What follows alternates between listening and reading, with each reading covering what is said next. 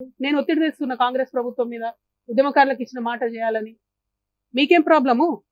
మీరెందుకు అడ్డుపడతాండ్రు? ఎస్, ఇవాళ అడుగుతా ఉన్నా నేను. 1400 కోట్లు ఇవాళ బీఆర్ఎస్ పార్టీ అకౌంట్లు ఉన్నాయి కదా, అవి క్విట్ ప్రోకి కింద వచ్చినాయి కాదా? అవినీతి సొమ్ము కాదా? ఆంధ్ర కాంట్రాక్టర్లు ఇచ్చినాయి కాదా? పంచండి. అవినీతి సొమ్ము అంతా కూడా అమరవీరుల కుటుంబాలకు పంచండి. కుటుంబానికి ₹1 పంచండి. రండి, పంచిన తర్వాత అప్పుడు గ్రౌండ్లకు రండి, నాతో సమానంగా ప్రజల మధ్యలోకి వచ్చి నిలబడండి. ఇలా ఒంటరిగా నేను పోరాటం చేస్తుంటే మీరందరూ డబ్బులు పెట్టుకొని వచ్చినటువంటి అనేకమైనటువంటి అవినీతితోని వచ్చినటువంటి అనేకమైన అంశాలను పెట్టుకొని నన్ను ఇబ్బంది పెడతారేంటి? నిన్నగాక మొన్న కేటీఆర్ గారు ఒక పేపర్ కొన్నారు, 128 కోట్లు, దాదాపుగా అంతే 188, 188 కోట్లతోని పయనీర్ అని ఇంగ్లీష్ పేపర్ కొన్నాడు ఆయన. అంటే ఇక తెలుగులాంటి అబద్ధాలు ఆడదు అన్నట్టు ఇప్పుడు ఇంగ్లీష్లో కూడా అబద్ధాలు ఆడతారు అన్నట్టు. I'm appealing to everybody, pioneer paper is now been bought by BRS, so please don't trust that paper. Whatever comes in pioneer is BRS's view. ఏంది ఇది? పత్రికలు కొంటాం, యూట్యూబ్ ఛానల్ కొంటాం. ప్రజాబలం ఉండాలి, గుండె ధైర్యం ఉండాలి, ధనబలం ఉంటే ప్రదర్శించుకోండి అవసరమైన కాడ.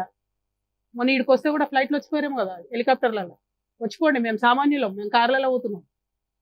పాయింట్ అది కాదు. పాయింట్ ఏంటంటే ప్రజల మీద, ప్రజా సమస్యల మీద పోటీ పెట్టుకోండి. మాతో మా కాళ్ళల్లో కట్టెలు పెడితే ఏమొస్తుంది? వెనకంగా పోయి ఎప్పటికన్నా మాతోనే వచ్చి చేరుతుంది. చెప్తా ఉన్నా, ఇవాళ నా కంఠంలో ప్రాణం ఉన్నంత వరకు, నా కంఠంలో ప్రాణం ఉన్నంత వరకు మళ్ళా బీఆర్ఎస్ పార్టీతో చేరేదే లేదు, జత కట్టేదే లేదు, జత కట్టేదే లేదు. ఎందుకు చెప్తున్నా అంటే బాధతో చెప్తున్నానే. మళ్ళీ చెప్తున్నా, పర్సనల్గా నేను ఎంత హ్యూమిలియేషన్ గురైనా ఒక్క విషయం కూడా నేను బయట చెప్పలేదు, చెప్పాను. రాజకీయంగా డెఫినెట్గా చెప్పిన, ఇంకా చాలా చెప్తా. ఇలా పొద్దున్నే ఫీనిక్స్ ట్వీట్ చేసిన నేను, 80,000 కోట్ల తెలంగాణ ప్రజల ఆస్తి అది. ఎవడబ్బా సొమ్ము? ఇచ్చింది ఎవరు?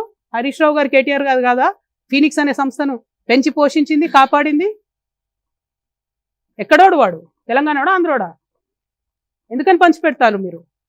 ఇప్పుడు దాన్ని, అవినీతిని ఇప్పుడున్న గవర్నమెంట్ కంటిన్యూ చేస్తుంది కదా. మీరు తెరిస్తే కిటికీలు. జాతీయ పార్టీలకు ఏముంటుంది తెలంగాణ ఆంధ్ర ఫీలింగు? తెలంగాణ భూములు కాపాడుకోవాలని వాళ్ళకి ఎందుకు ఉంటుంది? వాళ్ళు వచ్చి డోర్లు తెరిచిరు ఇవాళ అవినీతికి. 33 లక్షల టన్నుల కలప అండి కొడతాడు వాడు, ఫీనిక్స్ కంపెనీ వాడు. 10 కేసులు పెట్టింది ఫారెస్ట్ డిపార్ట్మెంట్. సింపుల్గా ఫైన్ కట్టి పక్కకి వెళ్ళిపోయాడు. కొట్టచ్చా? 33 లక్షల కలప హైదరాబాద్ నగరం నడిబొడ్డున ఎడ దొరుకుతుంది అంత గ్రీనరీ? ఇవ్వడానికి వీళ్ళకి లేదు. కేసు పెట్టిన ఫారెస్ట్ డిపార్ట్మెంట్ కూడా ఇంతవరకు కుయ్యంటలేదు, కయ్యంటలేదు. మేము వదిలిపెట్టాం. నేను చెప్తున్నా, భూ పోరాటం, భూదందా, భూ కబ్జా నేను ముందే చెప్పిన.